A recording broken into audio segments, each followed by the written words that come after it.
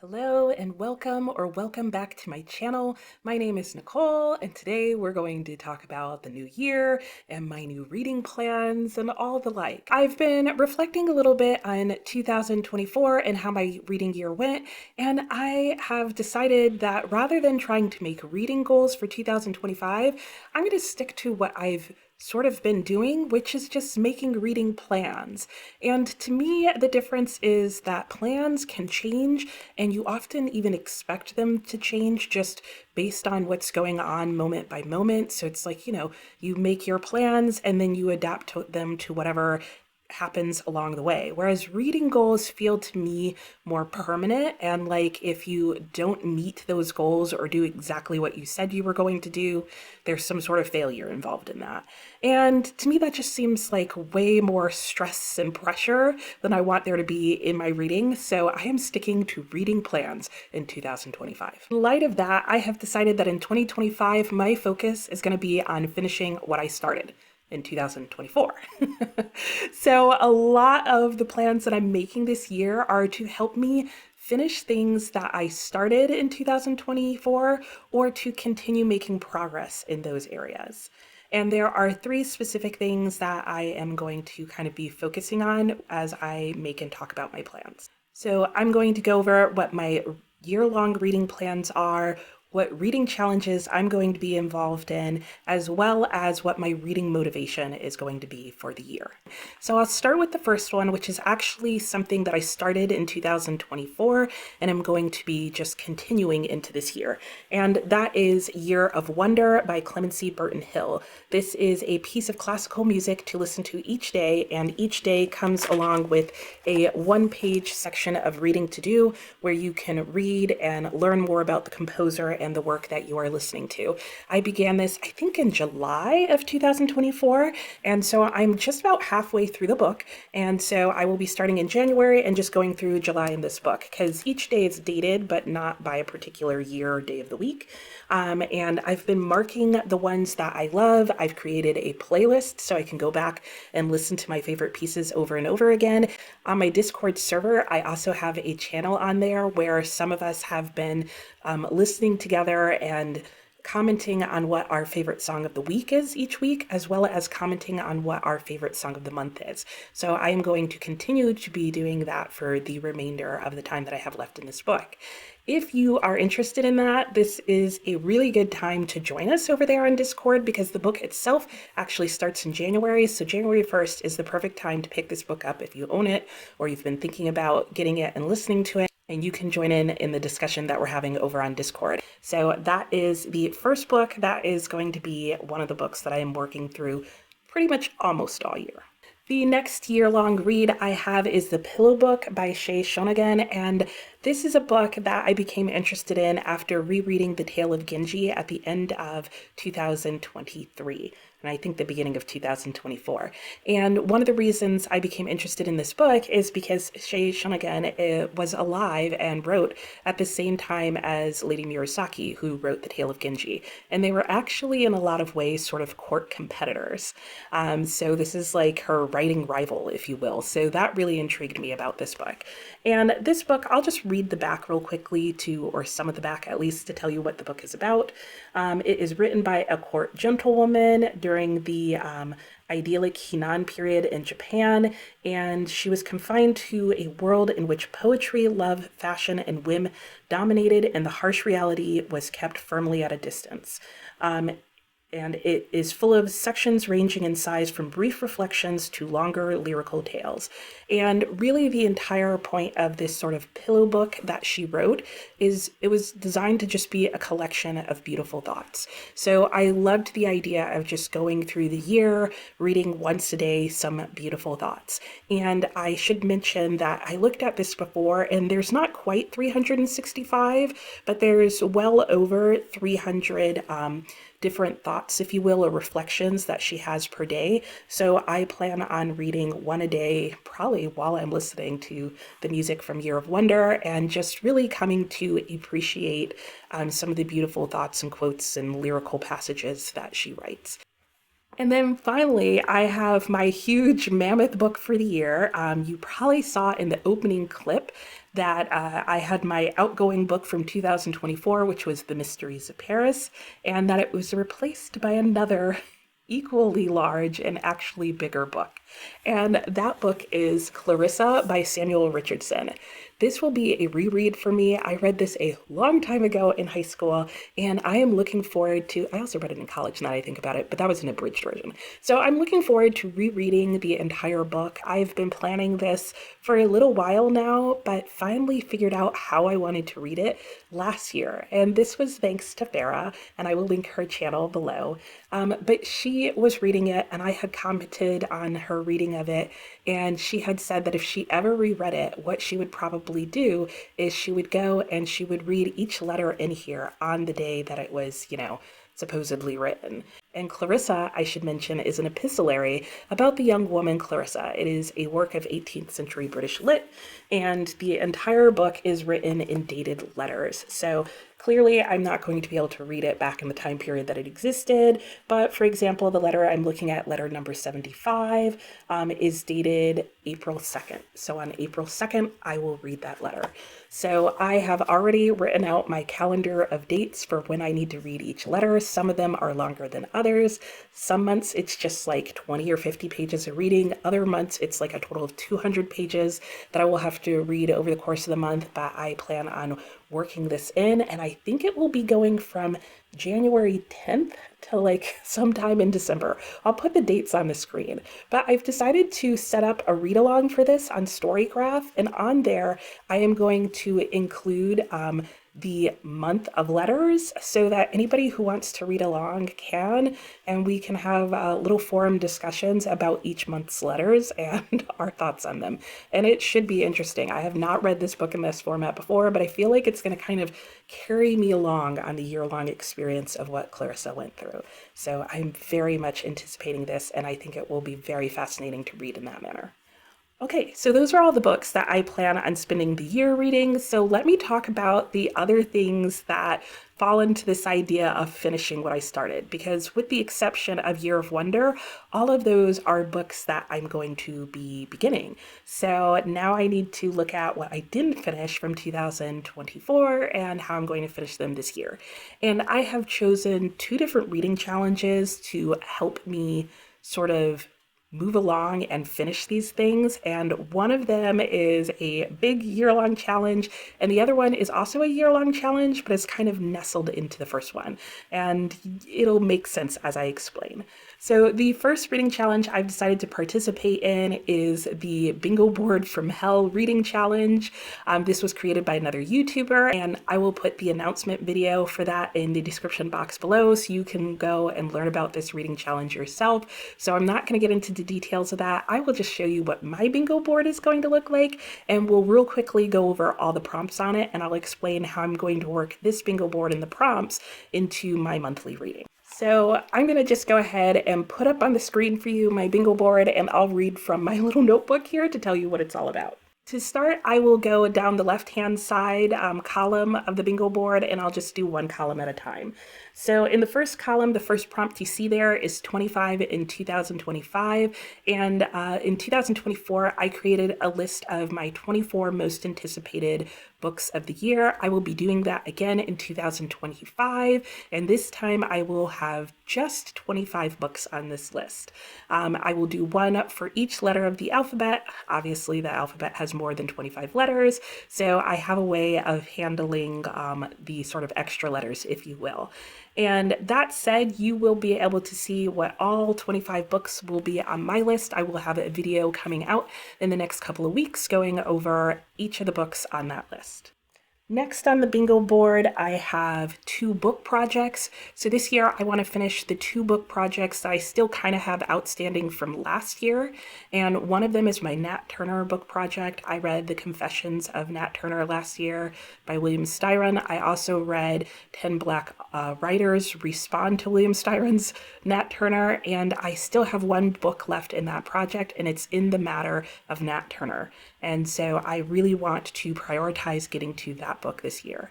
The second book project that I have is actually my Tale of Genji book project. This is a book that I mentioned earlier, having finished, I believe, at the beginning of last year.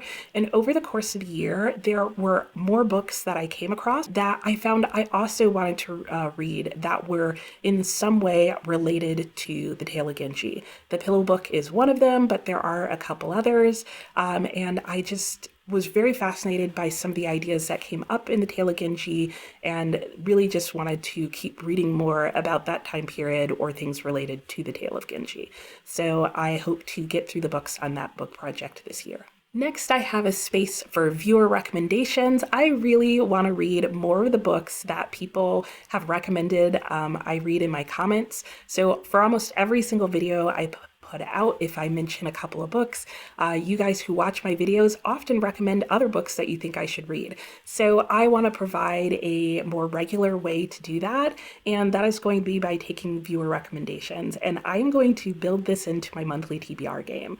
On my spinner wheel for my TBR game, there is now going to be a spot that stays every single month for viewer recommendation. If that spot gets picked, I will show you guys one section on my bookshelf, and you will get to leave a comment saying which book on that shelf you think I should read, and whichever book gets the most comments is the book that I will read that month. And not only will I definitely read that book that month, I will also do a standalone book review for it, because that is also something that viewers have asked that I do more often, is more standalone book reviews. I only did one standalone book review in 2024, and it was for my least favorite book. So I want to change that for next year. This doesn't guarantee that I'll be doing a standalone review for books that I love, but at least it'll be a standalone review on books that you recommended, for better or for worse. Okay, next up, I have that I want to finish 5 series, and this is actually finishing 5 series that I started in 2024. And the way that I'm going to do this actually involves the other reading challenge I plan on being involved in, and that is Series-a-thon. And this is being hosted by Chris at Chris's Corner. And you will see in the description box below a link to that video as well. And it's a really fun readathon that is just providing different prompts to help you pick books off your shelf.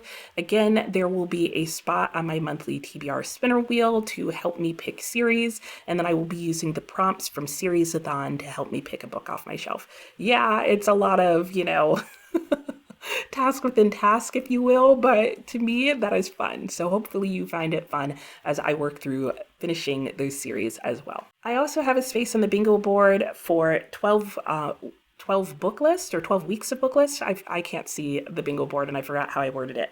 But anyway, this is just referring to the fact that there are a whole bunch of different book lists that I'm working on and tracking, what books that I've read. And I want to be more intentional about working through those book lists. But for all of these lists, I have created my own list and tracker of books that I physically own or are on my TBR wish list that I want to read.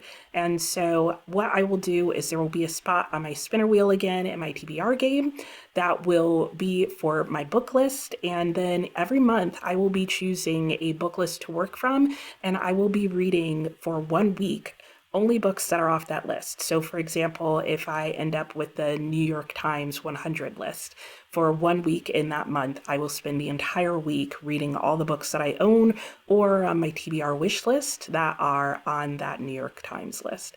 It'll make more sense as it comes up during my TBR game and I pick it and you watch my weekly reading wrap-ups and the videos that I do on these book lists. I also have 12 books from previous book hauls that I want to read. So last year I hauled books just about every single month, and I want to make sure that those books aren't becoming TBR veterans, not that I mind if they do, and I want to take the time to at least read 12 books that I hauled in the last 12 months. So that's what this space will be dedicated to. To my surprise, I will likely be ending 2024 with 10 unfinished books. For some reason, just can't let them go. So they're still on my shelves, they're still unfinished, and I need to make a decision to either finish them or just remove them from my life. I do have a square on the bingo board for 52 book club prompts, and this again is another reading challenge that you will find the video announcement for linked in the description box below. But what you need to know is there are 52 prompts that occur as part of this reading challenge. You do not have to read 52 different books. You can double up, and I will definitely be doubling up prompts as much as possible. I don't know yet in 2024 how many of the 52 prompts I actually was able to make, but hopefully in 2025, if it wasn't all of them last year, I'll be able to at least do more this year, if not all 52. The final square is for 12 TBR vets, and I already mentioned earlier that I have TBR vets, and those are, for me, books that I've been wanting to read for the longest. I've actually made a list of one book for every letter of the alphabet, so it will work well in my TBR game. So that'll be a really interesting list to see. Some of those books have not been on my TBR as long as others. Some are probably the first few books I ever added to the story graph and are books that I've been wanting to read for like over 5 years. So I will be updating this bingo board every single month when I do my end of month reflections, which I'll talk about in a moment. But I'm really looking forward to tracking and seeing how these things do. To keep myself reading, I will incorporate these into my monthly TBR game, but I'll talk about that a little bit more in just a moment. Okay, so last thing I want to talk about is basically how I plan to stay motivated and focused in my reading in 2025. The first thing I plan on doing for 2025 in regards to this is I plan to continue making efforts to read 100 pages a day. That was my sort of plan for 2024. I don't actually know how close I came to that. I know that based on that, I gave myself a page goal on the story graph, and I met that page goal like maybe a little over halfway through the year. So I feel like this is a very reasonable page goal for me, even though I don't necessarily meet that page goal every single day. Having 100 pages a day as a goal definitely helps keep me reading because it's something that I just stay cognitive of from day to day. Even if there's one day I don't read, I find that having that as something that I plan to do may encourage me to read more the next day, even if I don't necessarily read 200 pages the next day. My plan is to just continue with that in 2025 and continue to plan to read 100 pages every day or 3,000 pages every single month, and that will be again reflected in my TBR game. Speaking of my TBR game, that is one of the major focuses and motivations for me. In 2024, I played my unicorn games to pick my TBR every month. I will be continuing to do that in 2025 because I have found it is a great way for me to make a pile of possibilities or just a stack of books that I might possibly read during the month. It makes it so that as the month goes on and I finish books, I don't have to keep making large decisions looking at all my books, trying to decide what I want to read, but I just have one small stack to look at.